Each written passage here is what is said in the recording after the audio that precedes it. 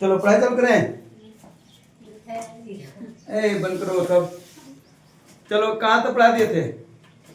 प्रकाश का अपवर्तन पढ़ा दिए थे। परावर्तन अपवर्तन सब उदाहरण सब हो गया था ना। चलो आज पढ़ते हैं हम क्रांति कोण। क्या पढ़ेंगे? क्रांति कोण। क्रांति कोण समझते हो क्या होता है? चलो देखो, क्रांति कोण के लिए जब भी प्रकाश अगर गुजारेंगे हम ना, तो सघन माध्यम से गुजारेंगे। किधर से गुजारेंगे? सघन माध्यम से। अगर सघन माध्यम से प्रकाश नहीं आएगी तो क्रांति कोण नहीं होगा, है कि नहीं? क्रांति कोण करने के लिए, बनाने के लिए क्या होना चाहिए? सघन माध्यम। अब चलो देखते हैं कैसे होगा। ये एक माध्यम हो गया, ये ऊपर वाला एक माध्यम है, एक नीचे माध्यम है ना। यह मान लेते हैं कि सघन माध्यम है। कैसा माध्यम है? सघन। अब होगा क्या कि ये मान लो अभिलंब है। अगर कोई किरण एक माध्यम से दूसरे माध्यम में जाती है तो अपने मार्ग से क्या होती है? विचलित हो जाती है ना। जब भी कोई किरण है एक माध्यम से दूसरे माध्यम में जाएगी तो यह अपने मार्ग से विचलित हो जाएगी। आज जब जो विचलित होती है इसी घटना को हम क्या कहते हैं? क्या कहेंगे? अपवर्तन कहते हैं। उस घटना को क्या कहते हैं? अपवर्तन। जैसे अगर देखो, यह अगर इधर से कोई किरण आई तो इसको तो जाना चाहिए था ऐसे, लेकिन ये सघन से आ रही तो जाएगी किधर? इधर भाग कर जाएगी, इधर जाएगी कि नहीं? ये अगर इधर जा रही है तो हो गया अपवर्तन। अगर यही किरण को हम यानी इसके एंगल को और ज्यादा बढ़ाकर अगर इस किरण को गुजारेंगे तो देखो ध्यान से, अभी इसका एंगल ये मान लेते हैं कि ये था, है कि नहीं? अगर इसी किरण को हम इसका एंगल को और बढ़ा देते हैं, इसके एंगल को क्या किए? और बढ़ा दिए। जब इसको और बढ़ाएंगे तो जो अपवर्तन के बाद जो होता है ना, ये दोनों माध्यम के बीच से होकर यह किरण गुजर जाती है। अगर इसके एंगल को हम और ज्यादा बढ़ा देंगे अपवर्तन की घटना में, है ना, तो इसकी जो किरण है वो दोनों माध्यम की क्या होती है? बीच से होकर चली जाती है। कहां से चल जाएगी? बीच से। इसी घटना को हम कहते हैं प्रकाश का नहीं, प्रकाश नहीं, ये क्रांति कोण। इसी घटना को क्या कहेंगे? क्रांति कोण। यह जो बनता है ना परावर्तन अपवर्तन के बाद कोण, यह होता है 90 डिग्री। कितना होता है? 90। यही क्या कहलाता है? क्रांति कोण कहलाता है। इसी जो ये डिग्री, ये जो कोण बना है, इसी कोण को क्या कहेंगे? क्रांति कोण। समझ में आ गया? अरे आ रहा है कि नहीं? है ना। पहले तो देखो, जब तक ये अपवर्तन नहीं समझोगे तब तक ये नहीं समझ में आएगा क्रांति कोण। अपवर्तन जानी गए हो कि जब कोई किरण एक माध्यम से दूसरे माध्यम में जाती है तो अपने मार्ग से क्या होती है? विचलित हो जाती है। इस घटना को हम प्रकाश का अपवर्तन कहते हैं। अगर यही कोण को हम और ज्यादा बढ़ा दें और बढ़ाकर किरण को गुजारें तो ये किरण जो जब जाएगी ना तो दोनों माध्यम के बीच से होकर निकल जाती है। इस घटना को हम कहते हैं ये घटना क्या कहते हैं? क्रांति कोण कहते हैं। क्रांति कोण के लिए हमेशा माध्यम कैसा होना चाहिए? सघन। क्रांति कोण के लिए माध्यम क्या होना चाहिए? सघन होनी चाहिए। जब सघन रहेगा तभी होगा, नहीं तो विरल में ये घटना नहीं घटती है। समझे कि नहीं? इसे हम दर्शाते किसे हैं? तो सी से, है ना। क्रांति कोण को किसे दर्शाएंगे? क्रांति कोण को सी से प्रदर्शित करते हैं, है ना, इससे दर्शाते हैं। समझे कि नहीं? क्रांति कोण को किसे दर्शाएंगे? सी से दर्शाते हैं। समझ में आ गया? आगे बढ़े।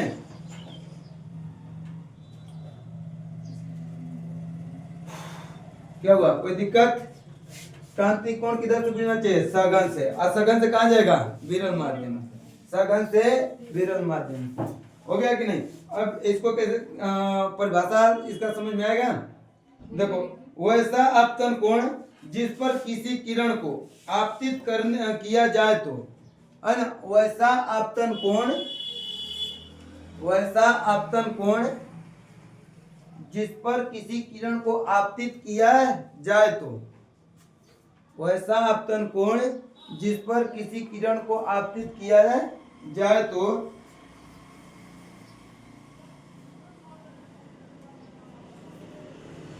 आपतित किया जाए तो वह दूसरे माध्यम को अलग करने वाली रेखा के समांतर हो जाती है। वह दूसरे माध्यम को अलग करने वाली रेखा के क्या होगा, समांतर हो जाएगी।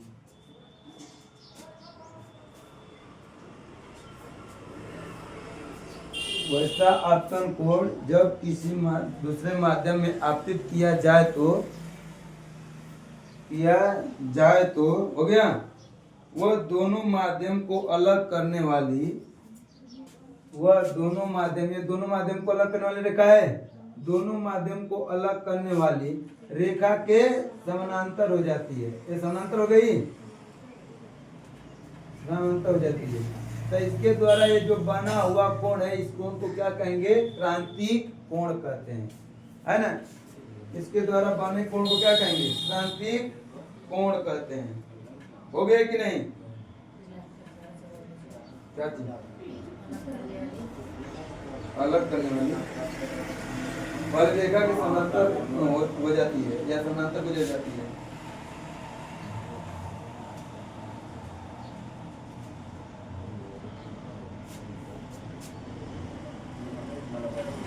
हो गया। यह क्रांति कोण के लिए क्या जरूरी है, तो यह सघन माध्यम से हमेशा किधर जाना चाहिए, विरल माध्यम में। और अपवर्तित होने वाली जो कोण है वो कितना होगा, 90 डिग्री। कितना होगा, 90 डिग्री होता है। हो गया, आगे बढ़े। इसका भी एक फार्मूला होता है, इस पे भी सवाल पूछ लेता है कभी। तो अपवर्तन बराबर क्या होगा, 1/sin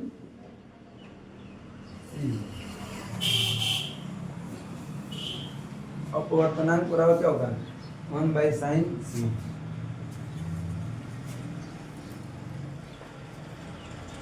हो गया कि नहीं, आगे बढ़े। चलो, एक क्रांति कोण हो गया, हम आगे देखते हैं। अब प्रकाश का पूर्ण आंतरिक परावर्तन, उसको देखें, इसको मिटा देते हैं। प्रकाश का पूर्ण आंतरिक परावर्तन,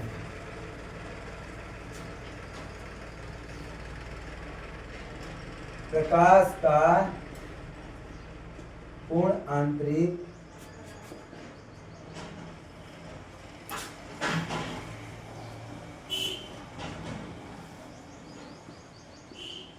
परिवर्तन, प्रकाश का पूर्ण आंतरिक परावर्तन,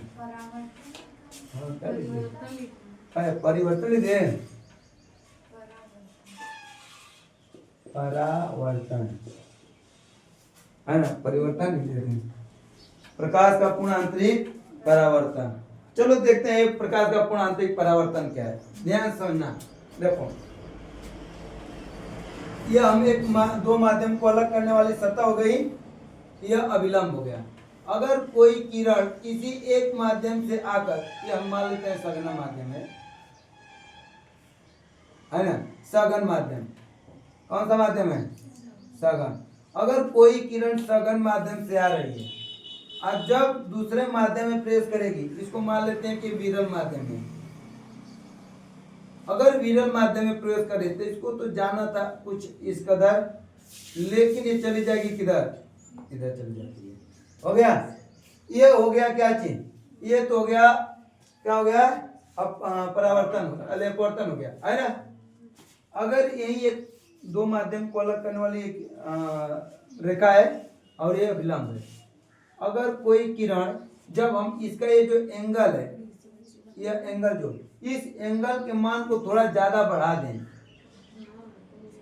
है ना, और फिर इसको गुजारें तो इसको तो जाना तक कुछ ऐसे, लेकिन ये हो जाती है ये दोनों माध्यम के समानांतर। तो इस घटना को हम क्या कहेंगे, एक क्रांति कोण। इसे क्या कहते हैं, क्रांति कोण। जब समानांतर हो जाती है तो क्रांति कोण। और अगर इसी रेखा को, इसी को और हम पकड़ के नीचे और खींच दें, मतलब इसके एंगल को और ज्यादा बढ़ा देते हैं, ध्यान समझना। जैसे मान लो यह एक हो गया दोनों माध्यम को अलग करने वाली रेखा, और ये हो गया अभिलंब। अगर हम इसी, ये जो कोण है, इस कोण का मान को और अधिक बढ़ा देते हैं, कुछ इस कदर बढ़ाते हैं कि ये प्रकाश की किरण यहाँ पर गई, लेकिन जब इसको हम और बढ़ाएंगे, ये टकरा कर क्या करे कि ये इस माध्यम में ना बल की वापिस उतना एंगल पे इधर निकल जाए, है कि नहीं। ये सघन में बता रहे हैं, ये माध्यम क्या है सघन, विरल लगेगा तो नहीं होगा। सघन हमेशा क्या है ऊपर, सघन से जब आएगी तब।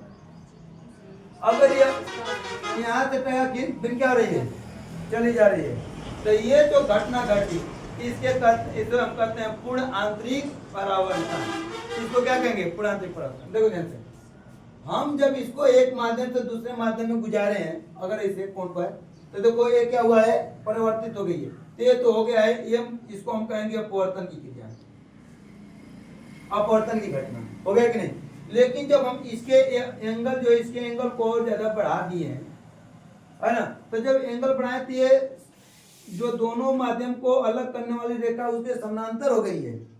तो ये जो घटना होती है इसको कहते हैं क्रांति कोण, क्रांति कोण हो गया। लेकिन अगर इसी एंगल को हम और ज्यादा बढ़ा दें, अभी जब यहां तक था तो ये समानांतर था, जब इसको और नीचे बढ़ा दिए तो बढ़ाएंगे तो ये क्या होगा कि इन जिस माध्यम से आई थी किरण उसी माध्यम में होकर गुजर जाती है ना, यानी कि सघन से सघन में ही रह जाती है। तो अगर सघन से सघन में ही रह गई तो इस घटना को हम क्या कहेंगे, इस वाला को फिर पूर्ण आंतरिक परावर्तन। समझ में आया कि नहीं। जैसे देखो ये हम लोग किए होंगे, बाकी विरल में किए हैं, सघन में नहीं किए हैं, है ना। ऐसे कभी कभी हम लोग तालाब में लेकर चिप्पी से बेचते थे कि नहीं, अगर ऐसे ढेला बेच दिए तो डूब जाएगा डायरेक्ट, वो क्या हो गया अपवर्तन, है ना। अगर कोई तालाब है उसमें हम एक ढेला लेकर ऐसे बेच दिए, वो क्या हुआ अपवर्तन। आप उसी को जो बेगे थे उसका एंगल तन्नी से और झुका के बढ़ा दिए, और तन्नी से एंगल बढ़ा के बेगेंगे तो कुछ तिरछा जाएगा, है ना, वो हो गया क्रांति कोण, है ना, उसके एकदम सीधा में जाएगा। लेकिन और उसको तनी से झुका कैसे बेगे तब पता चलेगा, पनिया पर टकरा के फिर उछल के जाएगा, आगे नहीं, यानी कि पानी पर लगेगा फिर उछल जाएगा। ये देखो ऐसे ही पानी पर लगा फिर उछल गया, ये पानी नहीं है, मतलब सघन माध्यम हम पानी को बता रहे हैं। तो क्या हो गया क्रांति कोण, यानी वो एग्जाम्पल पर बता रहे हैं कैसे करना है। क्या चीज किसको, एक क्रांति कोण नहीं, ये प्रकाश का पूर्ण आंतरिक परावर्तन। अरे हम बोलते हैं चलो जाने दो, कोई बात नहीं, हो जाता है जल्दीबाजी में कुछ, है ना। ये समझ में आ गया कि नहीं, तीनों घटनाएं समझ में आ गया। प्रकाश का पूर्ण आंतरिक ये अपवर्तन है पहला, दूसरा क्रांति कोण, तीसरा पूर्ण आंतरिक परावर्तन। तीनों घटना समझ में आ रही है, आ रहा है कि नहीं, समझ में आ गया तीनों घटनाएं कब घटती है कैसे, हो गया कि नहीं। अब देखो यह पूर्ण आंतरिक परावर्तन के कारण ही जो भी चीजें चमकती है ना, इसी के कारण, जैसे हीरे का चमकना, है कि नहीं। अगर कोई शीशा है चमक गया है, चमक गया मतलब सुनते हो कि नहीं, अरे जिसे लगता है तो चमक जाता है, टूटता नहीं है, लगा रहता है लेकिन चमक जाता है कि नहीं। तो चमकने के बाद देखोगे तो उसमें खूब चमक आ जाती है कि नहीं। वो किस कारण आता है, पूर्ण आंतरिक परावर्तन। रेगिस्तान में मृग मिर्च का पूर्ण आंतरिक परावर्तन, चलो एक देखते हैं, इसको मिटा देना।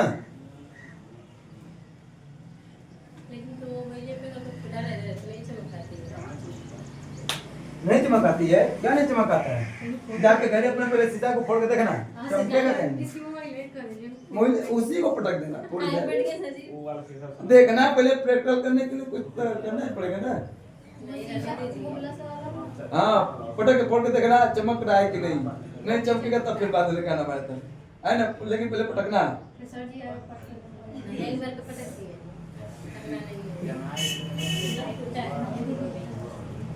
अरे ये शर्त देखो, पूर्ण आंतरिक परिवर्तन के लिए दो शर्तें होना चाहिए। पूर्ण आंतरिक परिवर्तन के लिए कितने शर्तें होनी चाहिए, दो शर्तें होनी चाहिए। पूर्ण आंतरिक परावर्तन के लिए दो शर्तें होनी चाहिए। पहली शर्त क्या कहता है कि हमेशा प्रकाश की जो किरण है वो किधर से आनी चाहिए, सघन माध्यम से। पहला क्या करा है कि प्रकाश की किरण हमेशा किधर से आनी चाहिए, सघन माध्यम से। अगर ये सघन माध्यम से नहीं आएगी तो क्या ये प्रकाश का पूर्ण आंतरिक परिवर्तन हो पाएगा, हो पाएगा नहीं। अब दूसरा दूसरा ये है सर कि दूसरा देखो आपतन कोण जो है ना, आपतन कोण, आपतन कोण का मान क्रांति कोण के मान से क्या होना चाहिए, क्रांति कोण के मान से अधिक होना चाहिए। है ना। दूसरा रूल क्या है कि आपतन कोण का जो मान है वो क्रांति कोण के मान से क्या होना चाहिए, अधिक। अगर अधिक रहेगा तभी ये क्रिया घटनाएं घट पाएंगी, है कि नहीं, नहीं तो नहीं घट पाएंगी। अभी जिसे बनाए थे ये हम बताए थे कि जिसे हो गया और इससे गई थी क्रांति कोण हो गया, लेकिन इसको और तरीके एंगल को बढ़ा देंगे तो ये कुछ ऐसे जाएगा, इधर निकल जाएगा। तो ये जो गई थी ये तो मान लो क्रांति कोण के लिए, इसका अगर और कोण का मान बढ़ा दिए तो इधर परावर्तित हो गया, है ना। तो देखो यहाँ पर क्या है, आपतन कोण का मान, यानी ये आपतन कोण है, ये वाला आपतन कोण का मान क्रांति कोण से, ये यहाँ से क्रांति कोण का मान, ये वाला क्या है क्रांति कोण का मान है। तो क्रांति कोण के मान से क्या होना चाहिए, अधिक होना चाहिए। ये दो शर्त होती है इसका, हो गया। आगे बढ़े, अब चलो कुछ इसके उदाहरण देख लेते हैं। उदाहरण ऐसे क्या क्या है जो पूर्ण आंतरिक परावर्तन पर आधारित है। टाइम कितना हो गया है, 40। चलो देख लेते हैं काटा तो है ना। कुछ एग्जाम्पल के बारे में बात करें। देखो पहला क्या एग्जाम्पल है, तो हीरे का चमकना। पहला क्या है, हीरा का चमकना। हीरा का चमकना, हीरा जो चमकता है वो किसके कारण, पूर्ण आंतरिक परावर्तन के कारण चमकता है। अच्छा अब एक क्रिया होगी कैसे, ऐसे तुम लोग सोचोगे कि हीरा जो है वो तो हीरा सघन माध्यम हो गया, अब प्रकाश की किरण तो विरल माध्यम से आई है, यानी थ्योरी गलत हो गई, गलत नहीं हुई। ध्यान देखो ये हीरा कुछ बना देते हैं, ये हीरा कैसे बनता है, कैसे होता है, चलो ऐसे ही हो गया, ठीक है। पता ना कैसे होता है, ऐसे होता है क्या फिर, हाँ कुछ ऐसे होता है, बना तो लिए लग रहा है कुछ ऐसे हीरा होता है, ऐसे होता है ना। चलो देखो ध्यान से, ये मान लो हीरा हो गया डायमंड। अब इसमें होता क्या है कि इधर जब प्रकाश की किरण आने को तो आती है तो विरल माध्यम है पहले, यानी कि यह रूल कहता है कि नहीं सघन में होना चाहिए, ये तो विरल है, गलत हो गया, नहीं हुआ है ना, गलत हुआ। ये कह रहा है कि सघन होना चाहिए, ये आ रहा है विरल से, गलत नहीं हुआ, हुआ ना, गलत रूल है, नट पड़ेंगे चलो आगे देखते हैं। भले से विरल माध्यम है, लेकिन जब प्रकाश की किरण इसमें प्रवेश कर गई, प्रवेश करने के बाद जैसे इसमें प्रवेश करेगी तो सघन माध्यम हो गया ना। ये बारहवां विरल था, अंदरवा क्या हो गया सघन। अब अंदर गई सघन, लेकिन फिर जैसे किसी सतह से इस पर मान लो टकराई, तो टकराने के बाद अब ये मतलब कि कुछ इस कदर यानी क्रांति कोण से ज्यादा कोण पे टकराएगी, है ना। जब टकराएगी तो क्या होता है कि उधर से टकरा कर फिर इधर लौटेगी, इधर से टकरा कर फिर उधर लौटेगी, उधर से टकरा कर फिर इधर जाएगी, यानी कि उसी में प्रकाश फिर टकरा कर इधर उधर घूमती ही रह जाती है, जिसके वजह से हीरा क्या होता है, चमकता है। समझे कि नहीं। अगर यही जो है मान लो कोई ये हो गया और ये विरल माध्यम से आई, सघन में प्रवेश तो कर गई, लेकिन ये टकरा कर फिर वापिस सघन निकल जाती, तो ये नहीं चमकता, चमकता नहीं चमकता। लेकिन इसमें क्या है कि यहाँ से आने को आती है, इस पर टकराएगी, लेकिन टकरा कर फिर वापिस इधर आ जाती है, इस पर टकराएगी इधर इधर ऐसे टकराती रह जाती है, यानी प्रकाश की किरण जो है उस हीरे में हमेशा इधर से उधर टकराता रह जाता है, जिसके वजह से हीरा चमकता है। समझे कि नहीं। तो उसमें से प्रकाश की किरण बाहर नहीं निकल पाती, समझे, प्रकाश की किरण बाहर नहीं निकल पाती। अगर वो किरण बाहर निकल जाती तो हीरा फिर उतना चमकता नहीं, और जब नहीं चमकता तो उसका महत्व भी नहीं रह जाता, रह जाता। अरे उसकी चमकियत से तो उसका महत्व रहता है ना, रहता है कि नहीं। अच्छा एक और, यह जो पूर्ण आंतरिक परावर्तन घटना जो हो रही है, इसमें क्या दूसरी सतह को उसका कोई परत चढ़ानी पड़ेगी। जैसे मान लो यहाँ पर हम अभी ये जो बताए पूर्ण आंतरिक परावर्तन ऐसा ही इधर गई, तो क्या यहाँ पर कोई कलई करना पड़ेगा, नहीं कलई नहीं करना पड़ता है। शीशा में क्या होता है कि ऐसे आए किरण टकरा को वापिस चला जाती है, उसे परावर्तन कहते हैं, तो इसमें कलई रहता है। लेकिन पूर्ण आंतरिक परावर्तन में कोई कलई की जरूरत नहीं रहती है कि नहीं, उसमें कलई की जरूरत रहती नहीं रहती है कि नहीं। अगर उसकी जरूरत रहती तो पहले घटना कहाँ घट पाती है ना, इसमें कलई की जरूरत नहीं रहती है। तो हीरा क्यों चमकता है, समझ गए कि नहीं, समझ में आ गया हीरा क्यों चमकता है, क्योंकि उसमें का प्रकाश बाहर निकलना नहीं पाता है। अगर उसमें प्रकाश जाने को तो पहुंच जाता है, लेकिन फिर पहुंचने के बाद उसी में इधर उधर टकराते ही रह जाता है, जिसके वजह से यह हीरा चमकता है। समझ में आया? आ गया? चलो एक का एग्जाम्पल पढ़े, बाकी सब कल देखेंगे। आज टाइम तुम लोग बहुत लेट कर दियो, पहले आया करो तनी, है कि नहीं तो कोई इसी में फिर घर वाले देखेंगे तो वो लोग भी कहेंगे कहाँ थी इतना देरी तक ले। इसको पहले